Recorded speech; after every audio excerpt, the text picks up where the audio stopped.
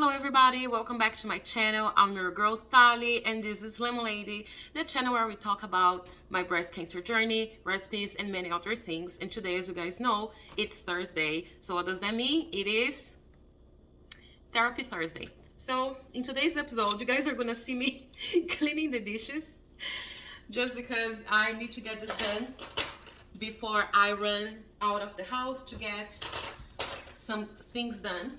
I just have few dishes here to put away, and I thought I'll just do it as I speak to you guys to save time, because today I have a CT scan scheduled, so I need to leave my house in about 20 minutes, and I wanted to get this recorded for you. So anyways, guys, how are you all doing? First of all, I hope you're doing fine. That time of the year that the season is changing, and I love the fall. Okay, I love fall. I think that the colors are just gorgeous, and I like the weather itself. Like, it's not too hot, it's not too cold, it's just like that right amount of heat and cold and stuff like that.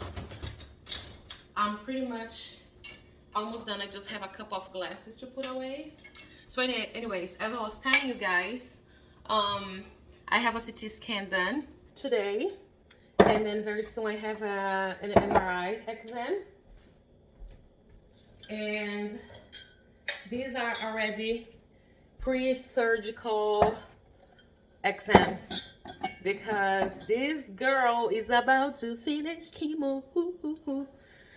I'm honestly really happy about this, guys, because I'm telling y'all that chemo is not a joke.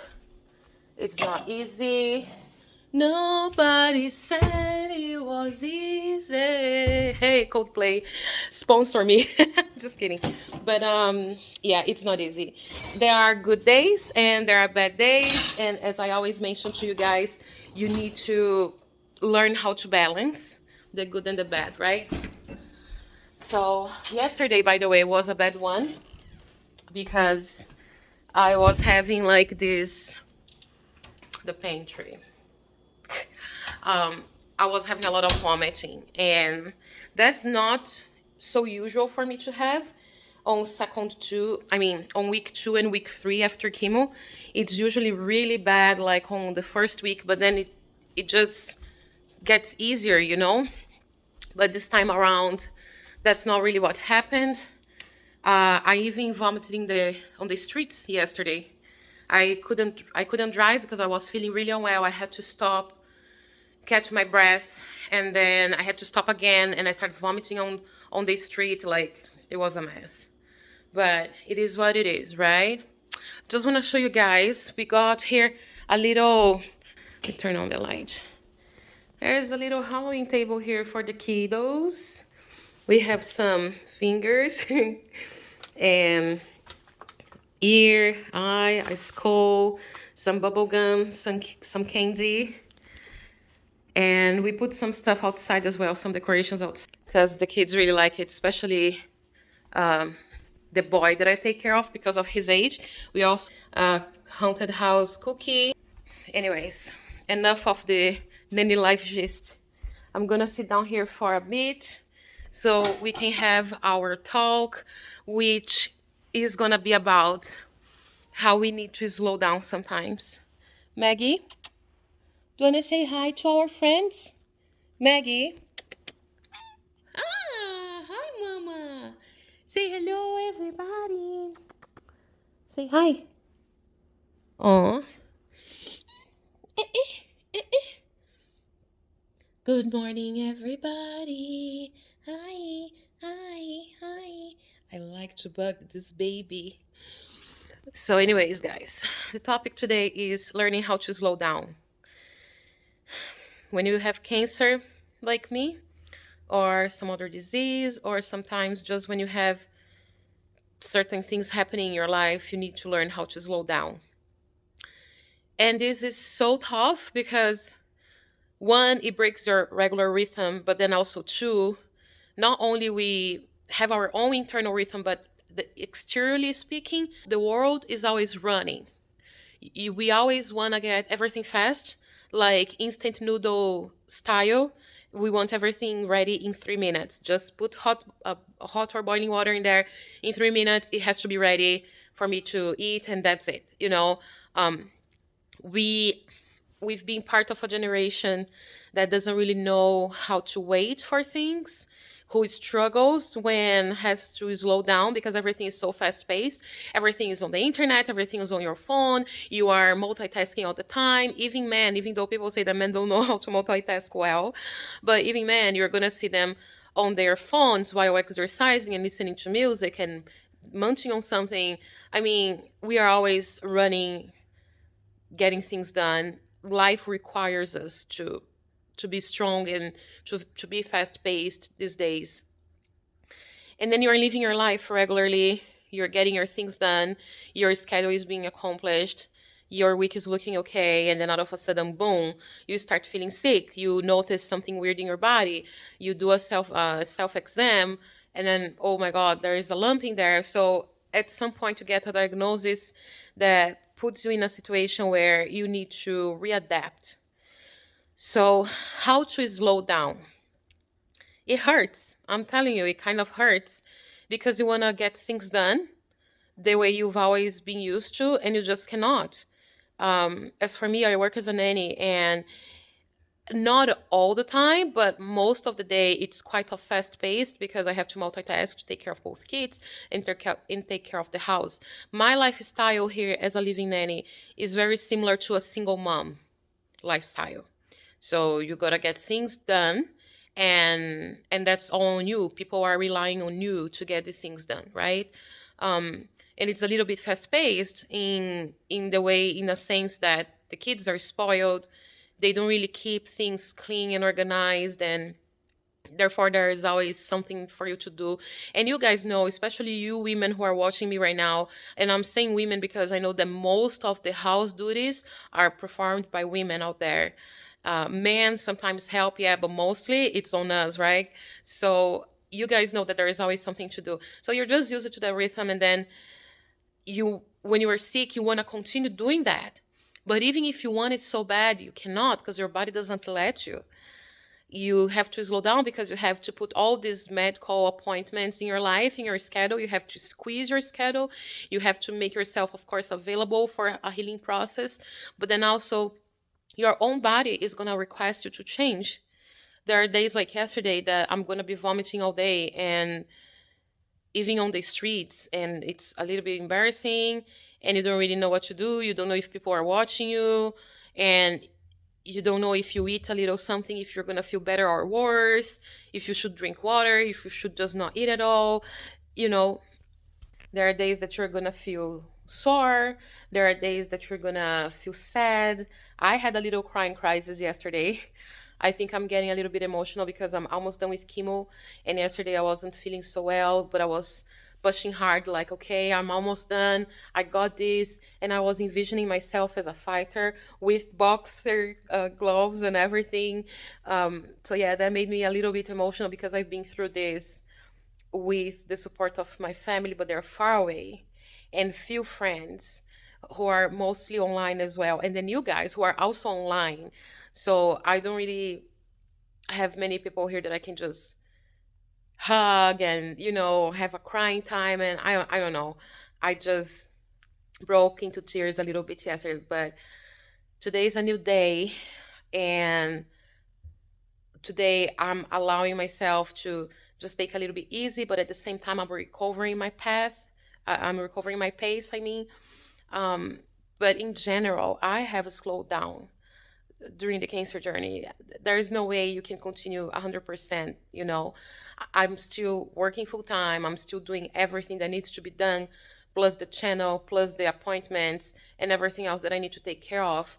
But I know that if now I could be the person I was before, I would be doing even more, or in a faster way at least. So it sucks because you want to get things done and sometimes you cannot. Yesterday I had to accomplish a task at my apartment, and I started, but then I started feeling really bad and I just couldn't accomplish everything, and I had to learn how to stop. Those people, myself included, who sometimes have difficulty saying no to someone. Yeah, so during this cancer journey, you are going to learn how to say no to certain wishes that you have, to certain expectations that you have when it comes to your schedule and getting things done and blah, blah, blah. You're going to learn how to adapt. You're going to learn how to slow down. And to me, I just feel like the best thing you can do in order to learn how to slow down is to learn that this is a temporary situation. So eventually, you're going to recover your full functionality, hopefully. And even if not, everything can be adaptable, right? And everything will be fine. Two, you need to have self love, because I feel like listening to your body and listening to your needs and slowing down and doing things in a different timing is a way of appreciating yourself and your own journey. Three, you need to learn how to ask for help sometimes. So, just as I was mentioning, for example, yesterday, I had this task to get done in my apartment. I needed to get a TV stand set up, and the manual said you needed two people to get that done. And I at first thought about trying to do it myself, and then I thought, no, you know what? I don't need to do this by myself. I can try to ask for help first. And then I did it, right? In the end of the day, though, I didn't feel well, so I just left it there. But at some point, I'll get back to it and I'll have help to get that done. So you need to learn how to ask for help sometimes. If you're the type of energetic person like I am, you might struggle a little bit with that. I used to always get things done by myself. In fact, I was the one who always did things for myself and others, just because of my nature, because I used to be a teacher in the past, so I was always helping others. I've been a nanny for a very, very, very long time, many years, including in the US. And I did some stuff in Brazil too. So you are always catering to people. And yeah, so it's a bit hard for me to ask for help, but it's a must sometimes during your cancer journey. And I also feel like not just your body, but your soul, your spirit needs to slow down a little bit as well. So you can put your attention into your healing process. So if you're a person who believes in God, in Allah, in I don't know, in crystals, in tarot reading, in music healing, I don't know what it is that you do, but whatever you do, I think that you should give a little bit more attention to that part as well. Because I feel like, as a Christian at least, I learned that we are not just this body. We are like, we have our spirit, we have our soul. I feel like it's important to put some effort into focusing in this spiritual journey as well for your healing process. Another thing that I feel like is important in order for you to learn how to slow down is to learn how to change your schedule. So for me, for example, when I was really, really active and not feeling sick at all, I'll just plan on doing things one right after the other, bam, bam, bam, bam, bam, just like that. And then I never really planned to rest. I mean, sometimes I would just think, okay, I'm getting all this done, and then on Sunday, I'm just gonna lay in bed and watch a movie. But it was never a prolonged resting time, also because of work. And at that time, I was working every weekend. And, anyways, nowadays, I just learned how to schedule my rest, which is something that I didn't used to do. And by doing this, I don't feel like a lazy person. I had this issue when I started feeling sick and I just wanted to stay in bed more often than before. I felt like I was being lazy. But no, I wasn't being lazy. I was sick and I needed a rest time. But then because I was not used to being in bed so much, I just felt like, it wasn't good. So I learned how to include a rest time. I wanted to rest enough for my body to heal and do whatever was needed, but I didn't want to rest too much to the point that then I didn't have energy to get up and get things done, because I still needed to work. So I found a balance, and then I put that in my schedule. For example, instead of laying in bed all day long on the weekend, even if it's a weekend when I'm not working, I still find at least one thing to do outside. So that forces me to go outside, because of course I'm not going to go outside anyhow. So that's going to force me to get up and take a shower and sometimes even put a little makeup on I'll get dressed, I'll get ready, and then I'll go do something outside. If I have a task to do, which I have so many these days because of my apartment, then I'll get that done. If that's not the case, I'll just go to a restaurant with friends or even by myself or go for a walk or do a coloring book. I mean, something. Schedule something for you to do, and then you come back and you continue your rest, because then at least you know that you rested a lot, you rested enough, but you also got something accomplished. I feel like a lot of people who are on a cancer journey feel like they're not getting things accomplished in life anymore, because your schedule, your routine just changed so drastically. So I feel like this helps. Now, on the weekdays, um, I don't usually take a nap unless I'm really feeling sick or something like that. But I do have my quiet time, just like I used to do with the kids I took care of in the past as a nanny. When the kids are in that phase that they stop napping, but they're not fully ready to just be awake the whole day, it's nice to have a quiet time when you can either lay down or just sit down and do a little meditation or listen to music or just read a book, but that's a little quiet time. And that's what I've been doing. So I implemented that in my schedule, in my routine.